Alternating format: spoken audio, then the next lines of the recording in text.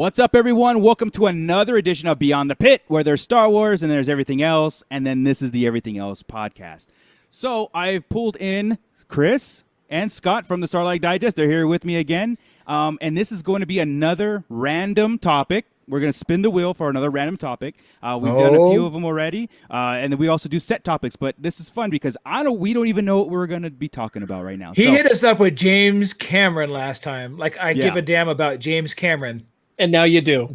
And now I do. Yeah. I'm going to go watch all James Cameron filmography. Maybe skip Titanic. Right. He did threaten Barbie on us, though, so I don't know how I feel about on this wheel today, I swear to God. Oh my goodness.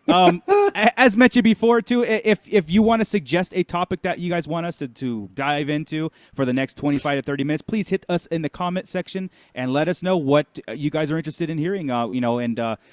Put your thoughts in there and we'll discuss it. I think this is fun. Gets us beyond the Star Wars talk and into the more geekdom and nerddom of our lives when we discuss when we meet up. But this is what we do. It's almost like 14 to 16 hours straight. We're just talking about everything the last 40 years of our lives, right? We may have a Star Wars show, but by God, if we're not all well-rounded nerds, absolutely.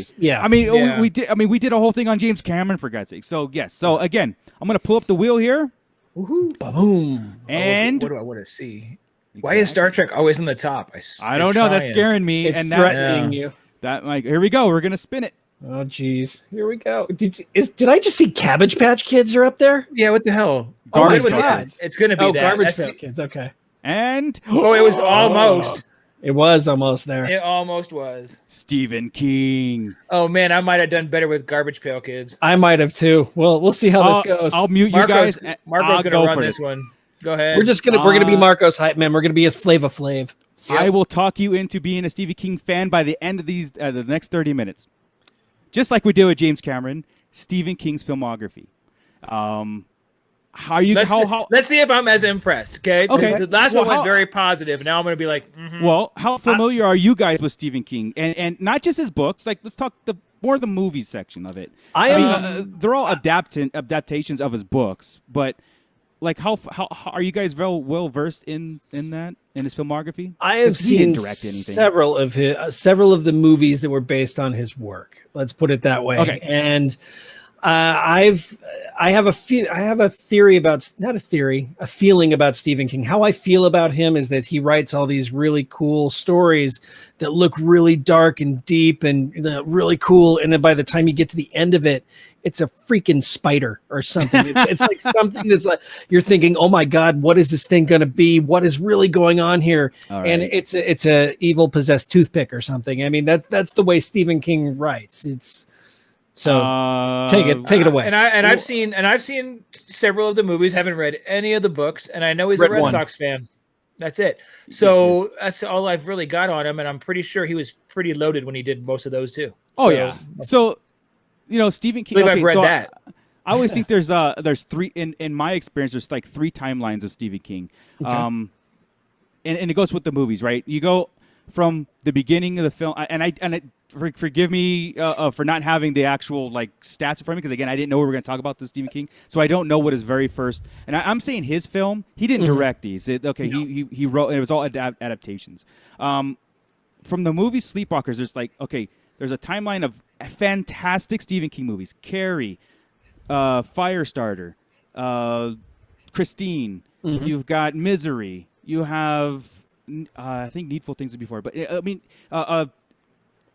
Silver Bullet, The Dead Zone, Salem's Lot, Dead Zone. I mean, you have so many great. Those are great movies. Mm-hmm. They're great movies, not just books. They're great movies. And then he made Sleepwalkers, and I think everything for some reason the '90s hit, and everything was crap. Everything from Sleepwalkers to basically not just like a couple years ago.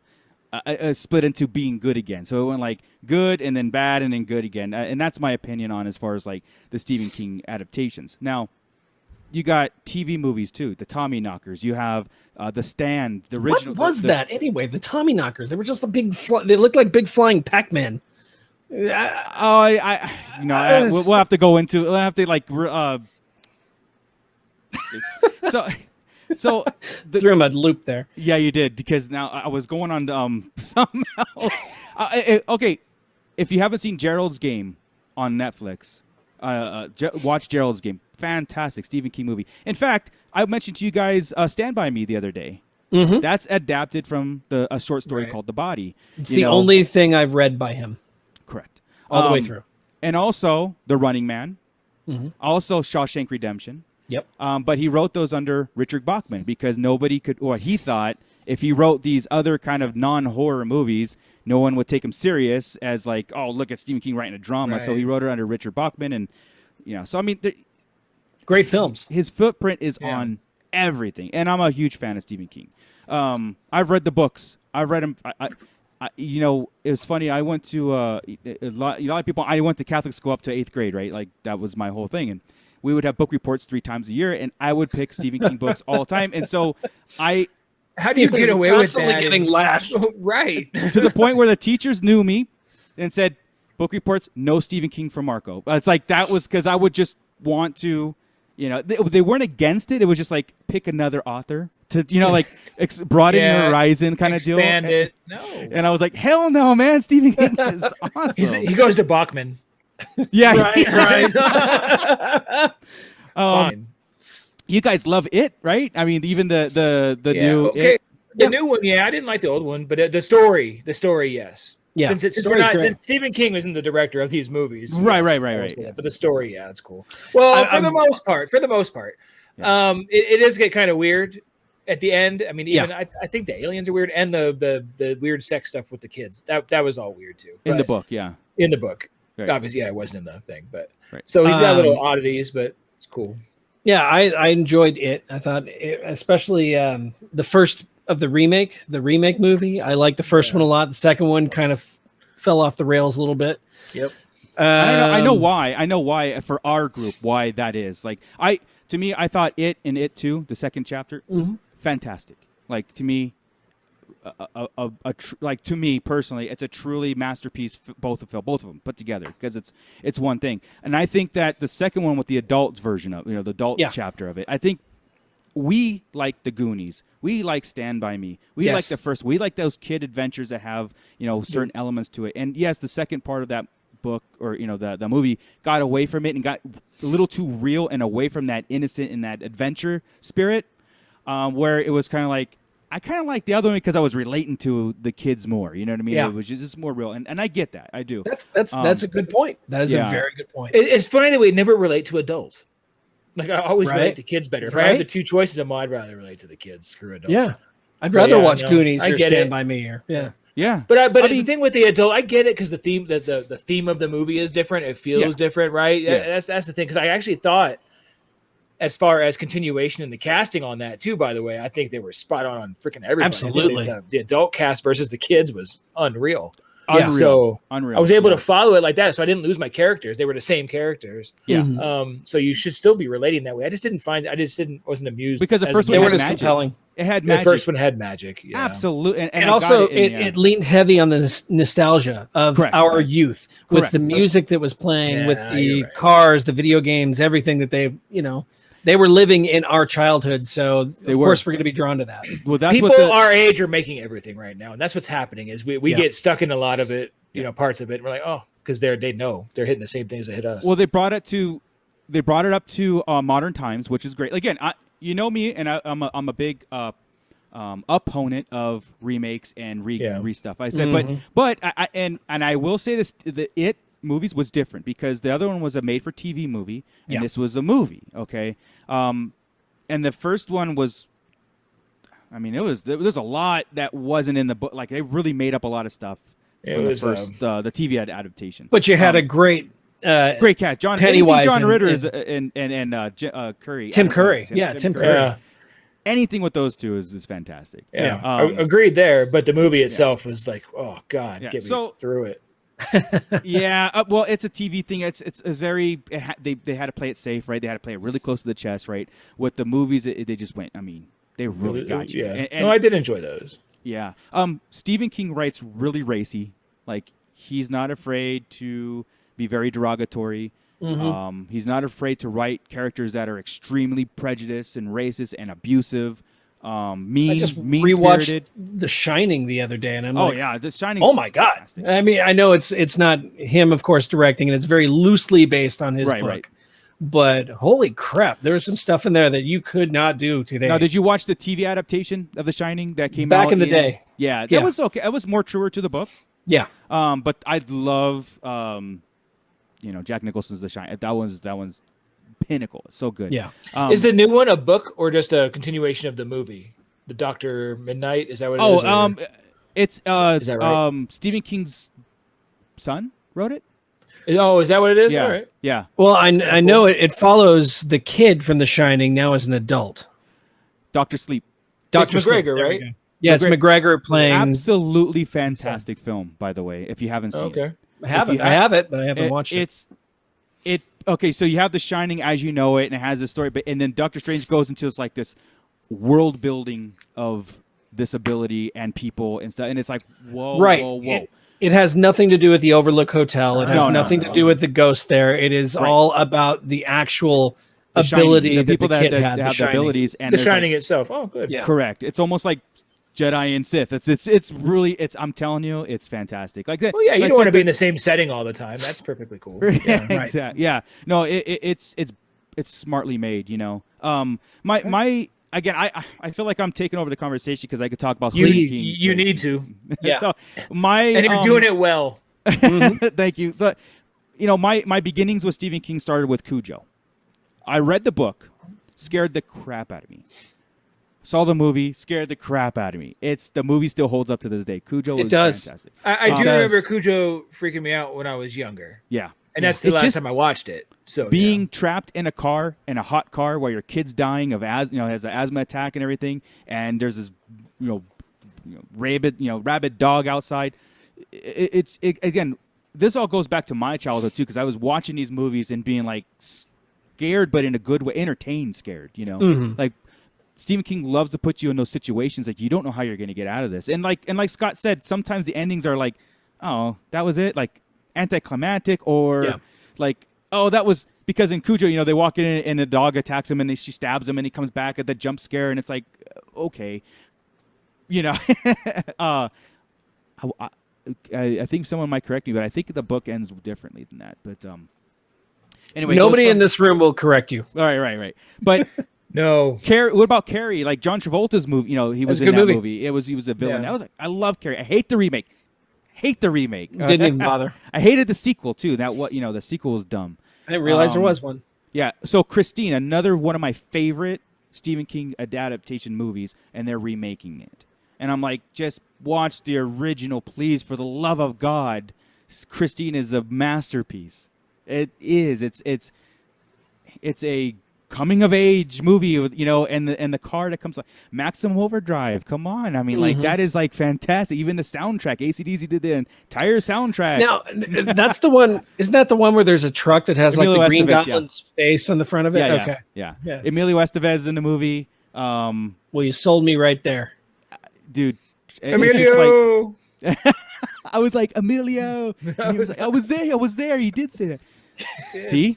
I'm telling you, there's that line, and it jumped right over it. So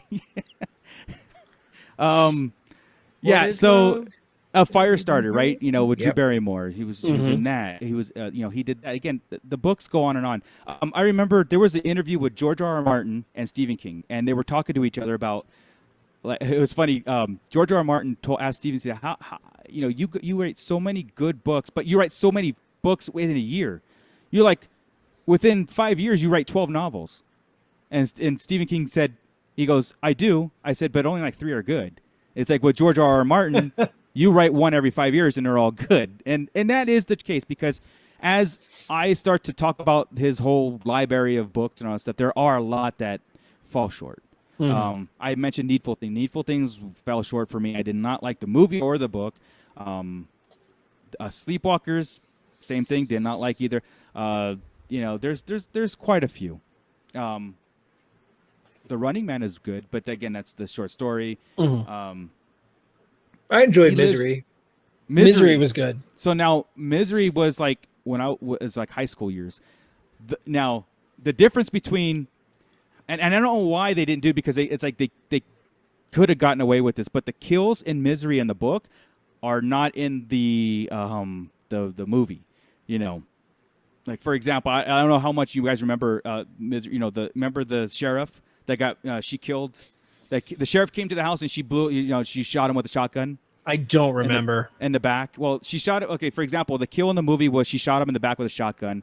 In the book, she shot him, but then ran over his head with a ride-on lawnmower. And oh, that's way cooler. Yeah. So it's double kill. Now I don't like Misery anymore. So as I'm reading this book, I'm just like, whoa, I can't wait to see this in the film. Yeah. Aww. And the movie The Stand, or the book The Stand, I was doing a book report on that in 10th grade, I believe. Of The Stand. And The Stand is like 800 freaking pages. I made it about halfway through the book. Yeah. But I was deathly sick when I was reading that book, and it scared me because I had like the flu. And in the book, the first half of the book is everybody has this plague, like COVID, right? Like, everybody has the plague and they're dying from it. Black phlegm comes out of their eyes and mouth and and nose and all that stuff, and people were dying. It was like this whole thing. And as I was reading that book, I was sick. I had like congestion. I was like, oh my God, it's too real. This is it. It's over. And those are the certain things that make my connection with Stephen King a little bit more, like connected that way, where I really enjoy his writing. I really enjoy all the movie adaptations on it. Creepshow, when even his cameos in the movies are so cheesy and good. Like he was in The It, he was the pawn shop dealer. Mm-hmm. Fantastic. I think the third parallel is, or third split was like everything now that's Stephen King adaptation is perfection. Yeah, but during the 90s, it was crap. I've got one personal connection, and that is my friend Brian Buckley. He and a group of people, they actually produced the short film Rest Stop, based on Stephen King's short story Rest Stop. And they filmed it down below. They filmed it in like, I don't know, Cherry Valley or something like that, right, at an actual rest stop. They were doing guerrilla style filming every night, and would go out and just show up, and they got greenlit. They got the okay by Stephen King, and they made this little short film.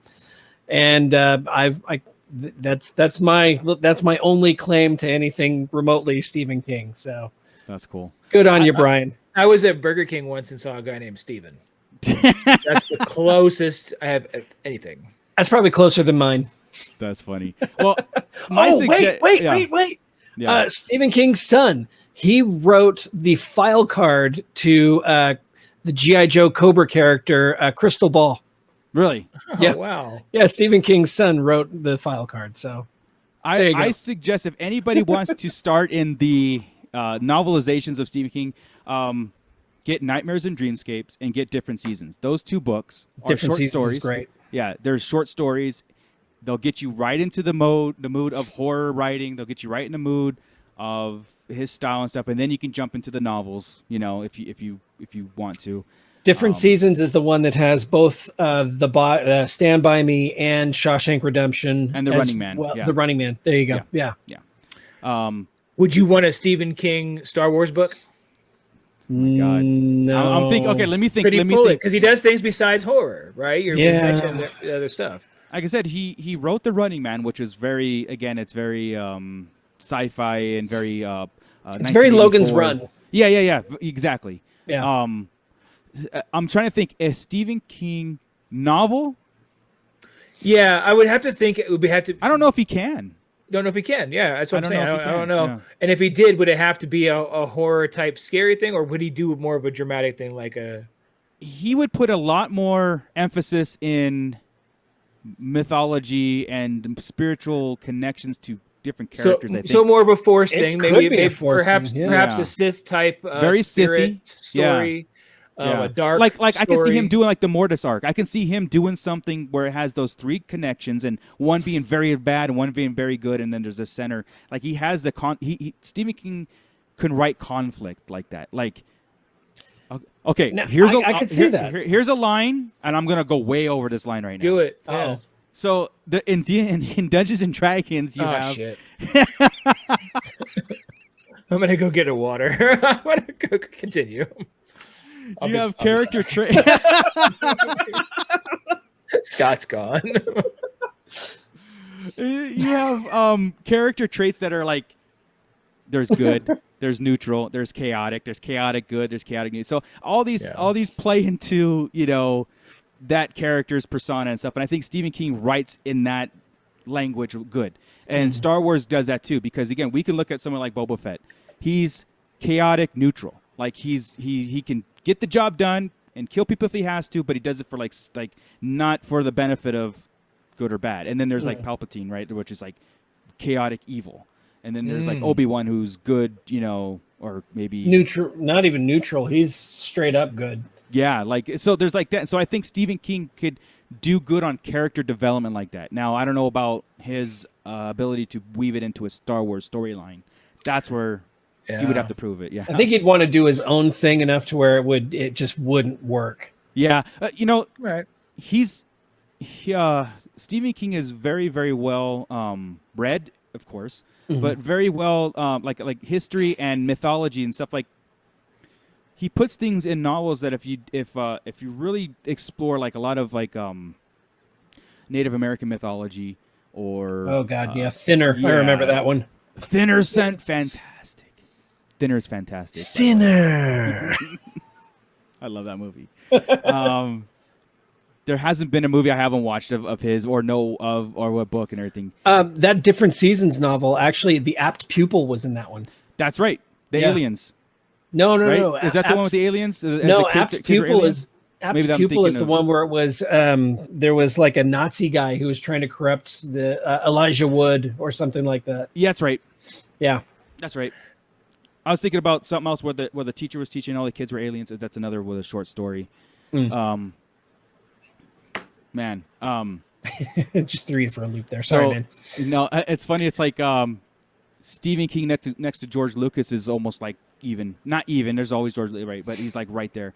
I'm actually planning a trip to Boston with my son at the end of August, and I want to go up to Portland, Maine, where Stephen King lives, and get my restraining order. So nice. Yeah. So crossing fingers. That's awesome. Good luck. It's so funny, like Stephen King got into an accident in what was like it is funny. Yeah. No, I mean this is I remember that. I remember. Oh, funny strange. Got it. Yeah, funny. Not funny. Ha. No. Yeah, not funny. Ha. Funny. No, he got into a van hit him when he was walking down where he's living, and he was almost killed. Right, he was on big time mangled and stuff. And he when he recovered, he bought the van and had it destroyed because he's very superstitious. But he also said, "I'm retired. I'm done riding."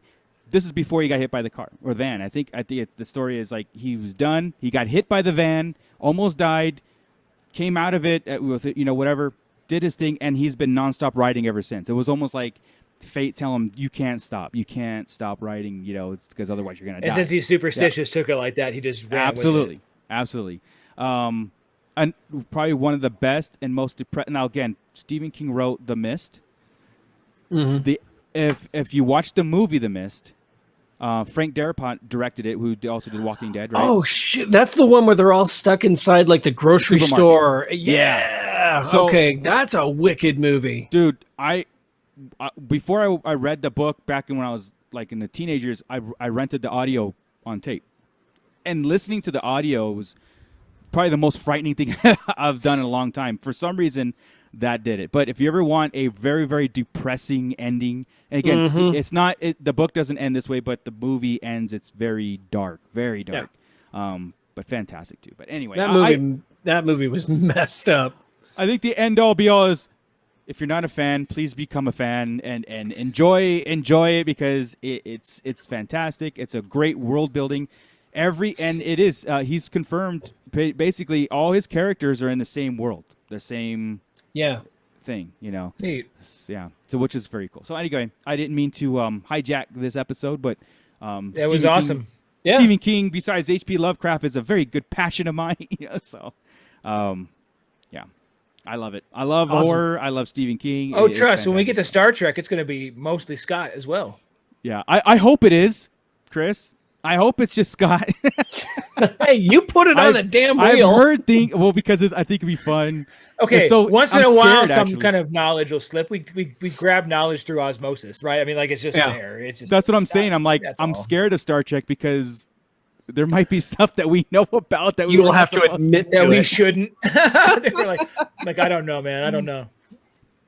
But you really do. You really totally do know. Yeah. Awesome. Well, again, I can go for another 400 hours of just trying to sell Stephen King and his works to everybody and everything. But I'll tell you what. So we've been looking for things to watch, right? Just to get through everything. We'll start watching some Stephen King stuff. Jess's favorite movie is Pet Sematary. So if forgot about that one. It's fantastic. Yeah, not the new one. The new one sucked because we did try that. So if we'll start doing that, I'll let you know on Sarlacc or something else how that went. Oh yeah, dude. Yeah, hit me if you want. And like I said, if you would really dig Gerald's Game on if it's still on Netflix. I'm trying to remember what that one is. I've heard of it. The husband and wife, just real fast. The husband and wife go up to a secluded cabin to kind of rekindle their relationship. Got it. I immediately know what it is. Yeah, he ties her to the bedpost. This is the beginning 5 minutes of film, right? So, and he dies. Oh, okay, I remember. He has a heart attack and dies, and his body's laying on the floor, and it just. It's such a mind. I didn't realize that was Stephen King. Maybe I just wasn't paying attention. We've seen that. Yeah, fantastic movie, and acting and execution. So good. So. It's funny. All you had to do is say they went up to the cabin to rekindle the romance. I'm like, oh, I know this one. It took me crying up, but I'm good. Yeah. Yeah. So Salem's Lot's a good one too. The vampire. Okay, now Salem's Lot. That was the movie like back in 1980, right? It was old. Okay. Yeah. Quick story about that. That movie, I've never seen it, but it scared the shit out of me. And the reason why is in 1980, we had HBO for like a minute. Right. We were super poor. We lived in a little apartment in San Bernardino, and we had HBO, so we thought it was amazing. I remember watching Flash Gordon and all these other really cheesy movies, but we had HBO. And one of the previews was it was just like an upcoming movies on HBO. And it showed that blue freaking vampire just go at the camera. And it scared the bejesus out of me to this point where people ask me, what is this thing that freaks you out the most? And I'm like, to this day, Salem's Lot. Yeah. That freaking vampire scene, man. I've never seen it, but that little snippet scared the crap out of me. I heard that they're going to remake Salem's Lot also. It's probably terrible. Yeah. I'm not with that. They'll end up remaking everything eventually. Oh, yeah. Except Star Wars. Exactly. Better not. Star Wars. I meant the Stephen King's in general, but yes. Yeah. You said HBO, and I immediately get the HBO logo and the music. And they don't do that anymore, and it's so sad. They don't. When it goes through and you're in the town, and the animation of the window, and it goes to the O, and it's all man. That was the stuff. It was, man. Yeah, they're out with that, taking that out. Yeah, I'm damn it every time. Exactly. That's what she said too. Hey, thank you for letting me. Thank you for letting me share this. The horror fan in me, and for a little snippet of it. That was fun for me. And our viewers got an impromptu song too. So that's right. The HBO theme. That's amazing. They're like, what in the hell is this? That was weird, but it was awesome. And everybody knew. Everybody was doing it as soon as you started. Everybody knows that. All right, cool. Thank you guys for joining us. That's it for this edition of Beyond the Pit, where there's Star Wars and there's everything else, and this is the Everything Else podcast, or series, let's put it that way. Thank you, Scott. Thank you, Chris, for joining me again. Until next time, we will either spin the wheel or we have another topic to go off of. So with that, keep it nerdy.